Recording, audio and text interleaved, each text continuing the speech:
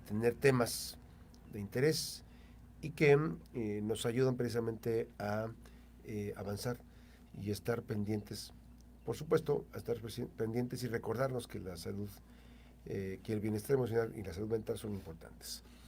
La doctora Sarita Salgado Torres es catedrática por horas e investigadora de la Facultad de Psicología de la Universidad de Colima. Tiene su consultorio en Médica Norte Especialidades, consultorio número 20, Avenida Constitución 2141, Colonia Puertas del Sol, 312-32-368-98. Francis, hoy un tema muy importante. Así es, bueno, teniendo en cuenta que recientemente, y bueno, mejor dicho, o para ser precisos, el día 18 de febrero fue Día Internacional del Síndrome de Asperger, pues la doctora Sarita Salgado ahora nos va a hablar de ese tema. Muy buenos días, doctora. Muy buenos días, muchas gracias, Francis, Max, como siempre Gracias. para mí un honor estar aquí con ustedes. Y bueno, el síndrome de Asperger, el 18 de febrero precisamente fue el Día Internacional en donde se sensibiliza a la población acerca de esta condición. No se considera una enfermedad, es muy importante revisar el cómo nos referimos al síndrome de Asperger. Es una condición en el neurodesarrollo en la cual los niños, digamos, ya nacen con este tipo de sintomatologías o de situaciones, ¿verdad?, que van a condicionar algunas áreas en el desarrollo. Y bueno, fue descrito por primera vez por un pediatra que fue también psiquiatra austriaco, Hans Asperger, en 1944 y después se popularizó por una psiquiatra británica, Lorna Wink, en 1991 y se dio más a conocer. Pero ¿qué es lo que ellos observaban? Que algo distinto pasaba en el desarrollo de los niños. Entonces, los niños ya no eran iguales. Desde 1994 nosotros consideramos manuales diagnósticos a todas esas recopilaciones de los trastornos. Y no es para poner una etiqueta, sino para reconocerlo y más guiarnos. Desde 1994 en uno de nuestros manuales diagnósticos más populares, que es el DSM-4, aparece por primera vez síndrome de Asperger como tal. Actualmente desde el 2013 desaparece de los manuales diagnósticos y se engloba dentro de los trastornos del espectro autista. Entonces digamos que dentro del trastorno del espectro del autismo podemos encontrar tanto el síndrome de Asperger como los trastornos generalizados del desarrollo, como el autismo de Tanner, el clásico, ¿verdad? Entonces, ¿qué diferencias habría fundamentales? Bueno, que específicamente el síndrome de Asperger tenemos dificultades para comprender la comunicación de los demás, es decir, la comunicación no es recíproca, tenemos dificultades también en la interacción social y los intereses se vuelven restringidos, es decir, los niños solo tienen un solo tema, hay inflexibilidad para tener un diálogo y se vuelven monólogos. Es muy curioso, pero los niños con Asperger continuamente tienden a no reconocer las bromas, tienden a dificultarse para ellos el uso de las metáforas o el sentido figurado. Ellos son demasiado literales, ¿no? Tenía una mamá que me decía, es que lo mandé por un cuarto de arroz a la tienda. Y me decía, mamá, ¿cómo me voy a traer un cuarto de arroz? O sea, no cabe en la casa, nada más tenemos 4 cuartos, o sea, no caben, ya no vamos a caber nosotros. O de repente, hijo, échale un ojito a tu hermano. Mamá, ¿cómo le voy a echar un ojo? Me voy a quitar sin ojo, ¿no? Entonces, el tipo de lenguaje se vuelve muy, muy, muy literal. Entonces, tenemos que ser muy, muy, pero comprensivos con ese tipo de situaciones, ¿no? Entonces, hay que hablarles sin estos... pues sentido figurado, ¿no? Hay que hablarles más directo como son las cosas. Claro. ¿Sí? Ahora, ningún niño... O se le tiene que explicar, no, mira, te dije esto, por así se dice, o en sentido figurado, o... Lo ideal sí es explicarles. Obviamente llega un momento en el que los niños ya lo pueden llegar a entender si nosotros como padres somos capaces como de aterrizar en que ellos no tienen esta habilidad desarrollada. Se puede desarrollar, ¿verdad? Para que entiendan las bromas, para que entiendan qué está pasando. Ahora, muchos niños pasan desapercibidos muchos años porque parecerían completamente normales hasta que se realiza una evaluación. O incluso lo más penoso es hasta cuando llegan a la adolescencia y empiezan con alteraciones que se llaman internalizadas, es decir, ansiedad, depresión o incluso se autolesionan por la desesperación de la intolerancia a la frustración. Ahora, esta parte que acabas de decir es fundamental. Veía yo que hay un tema muy importante sobre la cuestión, el diagnóstico oportuno. ¿Cuál es el ideal? Lo ideal es hacer tamizajes en el desarrollo, es decir, nosotros vamos siguiendo el desarrollo de los niños mes con mes, pero también es muy importante que los padres sepan qué es normal y qué no es normal, porque obviamente probablemente vayan con el pediatra y como es una cita de media hora, probablemente ni siquiera se evalúe cómo está la comunicación pragmática, cómo está el pensamiento, si hay un juego imaginativo, porque no se dedican a eso. Entonces, por eso es tan importante acudir con un psicólogo para que se haga una evaluación del desarrollo cognitivo y el desarrollo como tal. Ahora, doctora, esa parte es fundamental, porque como papá y mamá, siempre entramos en la dinámica de especie como de poder, déjalo, así es, está formando su propio personalidad y evidentemente no estamos ante eso. O sea, es importante delimitar que hay rasgos, identificar. ¿sí? Claro. Hay rasgos que nos indican que algo está ocurriendo. Sobre todo, lo que acabas de decir es súper importante porque los padres lo normalizan muchas veces porque ellos también tienen, ¿no? O porque ellos también son así. Entonces, de repente nos llegan a la consulta con la sospecha diagnóstica del niño, pero en realidad el papá también lo tiene o la mamá también lo tiene.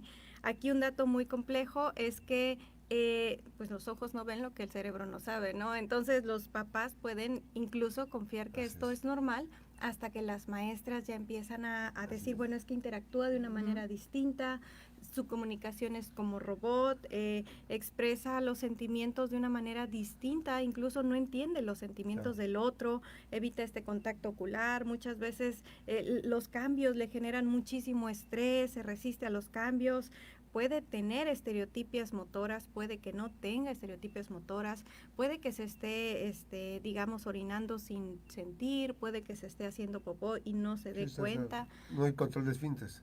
Muchas veces hay encopresis, pero es por digamos que nosotros tenemos 7 sentidos, no solamente son los 5 sentidos que conocemos, también está el vestibular, que nos ayuda al equilibrio, y el propioceptivo, que tiene que ver con esta interocepción de que cuando ya tengo que ir a evacuar o cuando tengo que ir a orinar. Entonces, los niños muchas veces tienen fallas en la integración sensorial porque su cerebro no se han dado las rutas adecuadas, y lo que se presenta muchas veces es fallas en el control de esfínteres. Ahora, en cuestión de prevalencia, hay un notorio mayor número de varones que de mujeres. De 4 varones hay una niña o una mujer con esta condición, y se sabe que en México 1 de cada 115 niños padece esta condición. Sin embargo, desgraciadamente muchas veces esto pasa desapercibido por muchos ojos, por los pediatras, por los profesores, por los padres, hasta que llega un día en donde ya como adolescentes, enmascarando todos estos síntomas, pueden llegar a presentar alteraciones más graves, ¿no? Ahora, aquí la pregunta. Un buen diagnóstico nos ayuda a tener una buena ruta de un buen desarrollo y de tener calidad de vida. Las personas con esta condición, el síndrome de Asperger, llegan a ser completamente normales en la etapa adulta. Son grandiosos, son personas muy exitosas. Bueno, Einstein tenía síndrome de Asperger, ¿no? Entonces, son personas que fácilmente memorizan datos, fácilmente tienen habilidades matemáticas, muchas de ellas, no todos son iguales, pero muchos de ellos son capaces de leer enciclopedias enteras, memorizárselas, pero son incapaces de planificar, por ejemplo, su día, de organizar su casa, cuidar incluso de sí mismos. Entonces tienen que llevar una instrucción, porque estas funciones ejecutivas que se tratan precisamente de la atención, del control, de la autorregulación, muchas veces están alteradas. Doctora, se me escapaban las estereotipias motoras, es el movimiento ¿cómo pudiéramos explicarlo? Entra, digamos, dentro de los síntomas de inflexibilidad, y las estereotipias motoras son este aleteo de manos, andar en puntitas. Movimientos repetitivos. Movimientos repetitivos sin un sentido. Por ejemplo, corren de un lado a otro, o pueden tener incluso parecerían tics, pero son estereotipias. Pues ahí está. Entonces, es importante el diagnóstico, oportuno? El diagnóstico oportuno se hace en la etapa incluso preescolar. Nosotros realizamos tamizajes, que son pruebas, tanto preguntas a los padres como pruebas a los niños, en donde nos damos cuenta cómo está, por ejemplo, esta capacidad para tener como les decía, un juego imaginativo. Los niños con autismo, desgraciadamente, muchas veces se les cuesta mucho trabajo representar personajes en un juego, y cuando nosotros los sometemos a ese tipo de pruebas, lo rechazan porque no son capaces, ¿no?, de tener ese tipo de juego, o agarran el juguete y solamente ruedan no sé, la llantita del coche, o solamente se concentran en algunas condiciones y no ven como tal el juguete en su totalidad, ¿no? El tema de por qué hay más niños que niñas. Oh, eso es muy interesante porque, bueno, hasta el momento no se ha descubierto cuál es la etiología o el origen del autismo. Lo que sí se sabe es que hay un conjunto de tanto factores genéticos como factores ambientales que al momento de interactuar hacen que se dé la condición.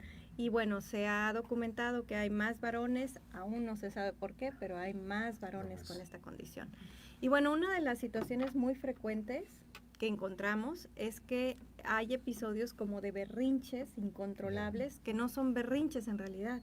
Son situaciones en donde se desbordan los niños por la falta de autorregulación y se pueden golpear a sí mismos o golpear a los otros. Y esto pasa muy frecuentemente con los varoncitos, ¿no? Entonces tendríamos que tener muy identificado esos episodios, se llaman meltdowns, en donde los niños se desbordan y necesitan precisamente un espacio, digamos, aislado de los otros, en donde haya elementos multisensoriales, por ejemplo, las botellas como para la calma, rugby, cubitos rugby, cosas que les ayuden a autorregularse y regresar, ¿no? Incluso hay espacios sensoriales con hamacas para ayudarlos a autogestionarse, ¿no? Autocontrolarse.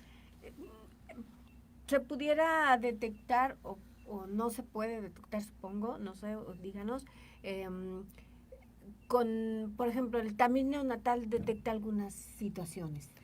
No se puede, no es cuando están ya en desarrollo, ya en pleno desarrollo, sí, es con las actitudes, incluso con lo que se más con las conductas, obviamente con el pensamiento, incluso puede llegar a haber muchos falsos positivos, es decir, hay muchos niños que fueron maltratados, o los niños institucionalizados, por ejemplo, los que se encuentran en casa hogar, pueden presentar muchas conductas similares al autismo, pero en realidad es por falta, obviamente, de un apego seguro, ¿no?